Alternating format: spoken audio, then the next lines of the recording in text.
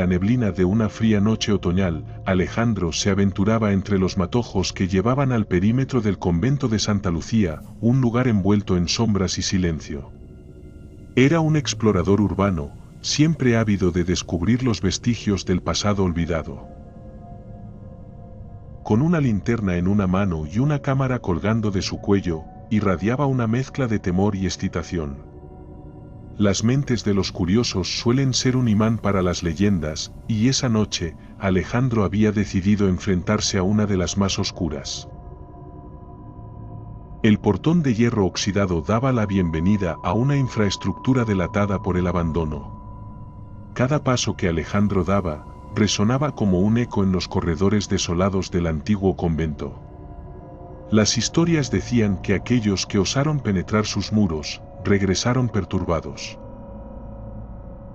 Empezó su recorrido en el vestíbulo, las paredes de piedra desprendían una humedad helada que calaba los huesos, y el olor a moho impregnaba sus pulmones. Por doquier, había muebles cubiertos con un velo de polvo, como si hubiesen sido devorados por el tiempo. Alejandro se detuvo ante una serie de retratos de monjas, sus rostros desdibujados por el paso de los años, pero con una extraña viveza en los ojos, como si lo siguieran con la mirada. Tomas una fotografía, clic. La sensación de ser observado persistía. En el silencio opresivo, subió la gran escalera que crujía bajo su peso. En el pasillo del piso superior, un susurro apenas audible jugaba con su cordura, retumbando suavemente de pared en pared. Decidido a no retroceder, trató de localizar su origen. Lo único que encontró fue una puerta entreabierta al fondo del corredor. Al abrirla, el sonido de un golpe violento en alguna parte le hizo dar un respingo. La habitación sentía cubierta de polvo, pero en el centro, un diario deteriorado se encontraba. Lo levantó con cuidado y lo abrió. Las hojas amarillentas narraban los días de clausura de una monja, quien con letras temblorosas describía oscuros rituales, alabanzas a una entidad de sombras que habría maldecido el convento y que aún habitaba en sus confines.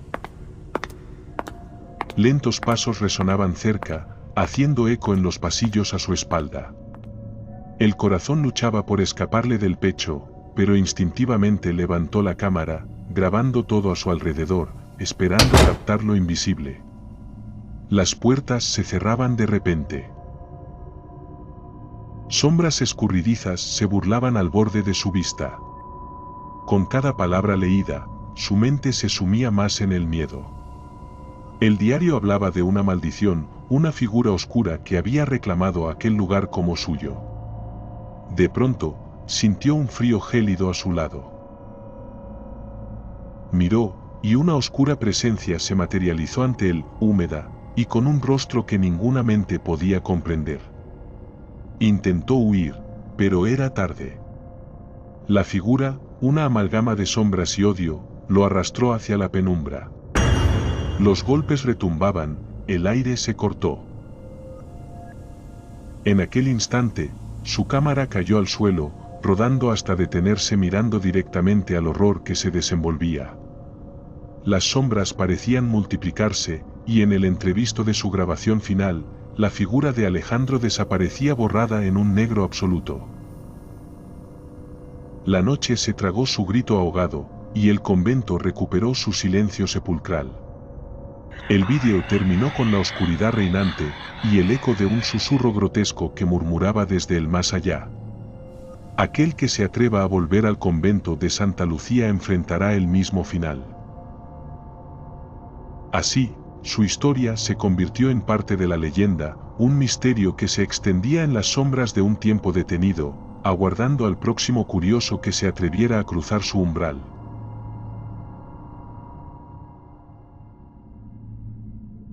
La tarde se desvanecía bajo un cielo plomizo cuando el padre Mateo arribó al antiguo convento de San Agustín, un lugar conocido por su reputación sombría, ubicado a las afueras de un pequeño pueblo olvidado por el tiempo. Caminaba con cautela, su sotana ondeando bajo un viento helado que ululaba entre los árboles desnudos. El rumor de fenómenos extraños lo había conducido allí, un llamado que no podía ignorar. El convento, envuelto en un manto de hierbas y sombras, se erguía majestuoso pero ruinoso, sus muros desgastados por los años y el abandono. Mientras avanzaba por el vestíbulo solitario, las paredes cuarteadas parecían murmurar relatos de antaño.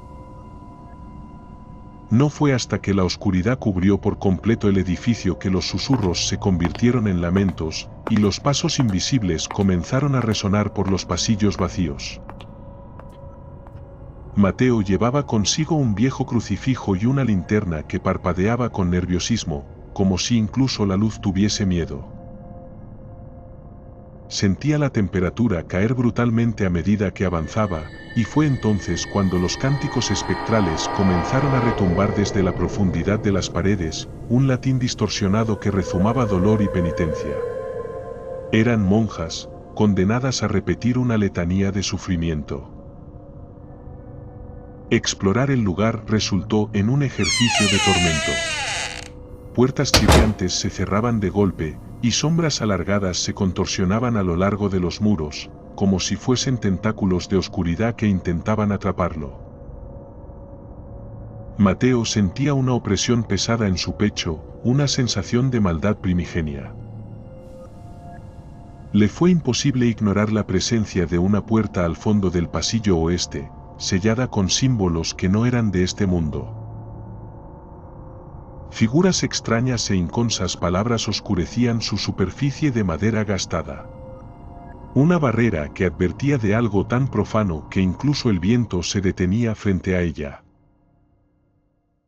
La leyenda contaba que las monjas del convento hicieron un pacto sombrío, uno que les prometía poder y salvación eterna, pero que condenó sus almas a un tormento interminable.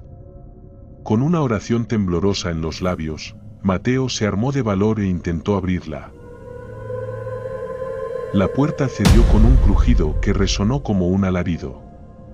Al otro lado, una negrura impenetrable que exudaba un frío mortal. Fue entonces cuando lo vio, una figura sin forma, retorcida, un espectro demoníaco que se alzaba entre la oscuridad. Sus ojos eran pozos vacíos de odio infinito. La verdad se reveló en un destello de lucidez horrorosa, las almas de las monjas habían sido entregadas a esta entidad a cambio de un poder que nunca se materializó. El demonio, en su ira incomprensible, las había maldecido a vagar sin paz eterna. Mateo gritó una oración desesperada, arrojando agua bendita en un último intento por expulsar el mal. Las sombras retrocedieron, pero solo momentáneamente. El silencio regresó, un silencio que no prometía tranquilidad, sino un ominoso presagio de que el mal aún acechaba. El padre Mateo huyó del lugar, sintiendo como si el propio aire del convento lo empujara fuera. Nunca volvió a hablar de lo visto, pero las noches tenían pesadillas en las que aquella puerta siniestra se abría, dejándolo observar los horrores del más allá.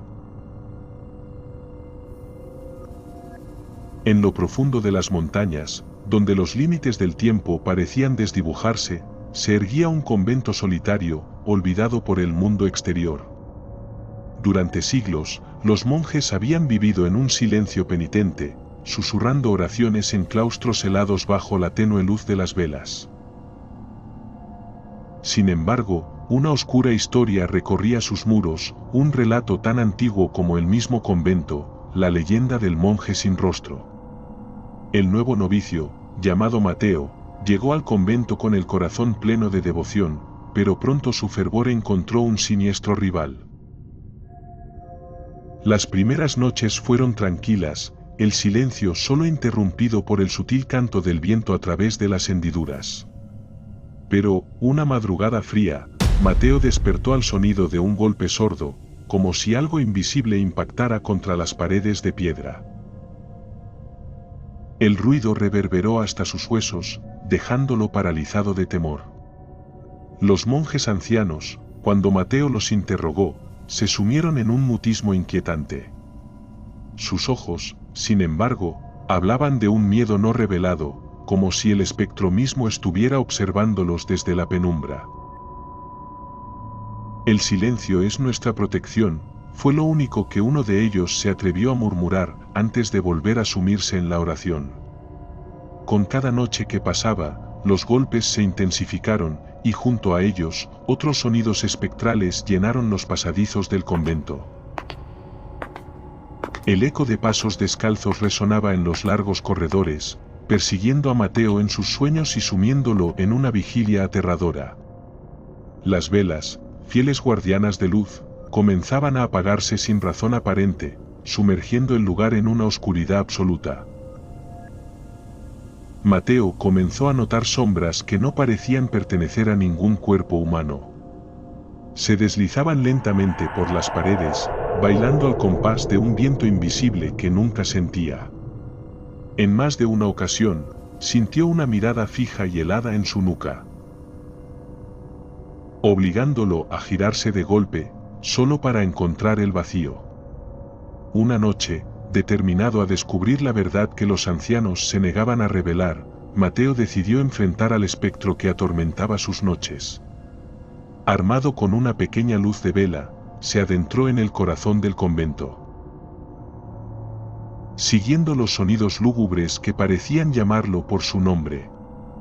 El clímax lo aguardaba en la antigua cripta, un lugar vetusto y olvidado por todos menos por las sombras.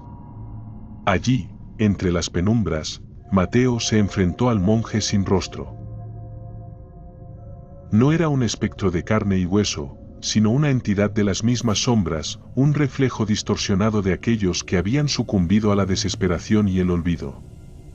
La entidad reveló su origen, un monje que, incapaz de soportar la culpa de un pecado antiguo, se arrancó el rostro. En un vano intento por redimir su alma. Desde entonces, su espíritu errante había buscado compañía en su tormento eterno. Cuando la luz de la vela de Mateo expiró, dejándolo solo en la negrura de la cripta, supo que el monje sin rostro ya no estaba solo. En la oscuridad que siguió, un eco familiar de golpes comenzó a resonar de nuevo, y Mateo entendió su nuevo rol.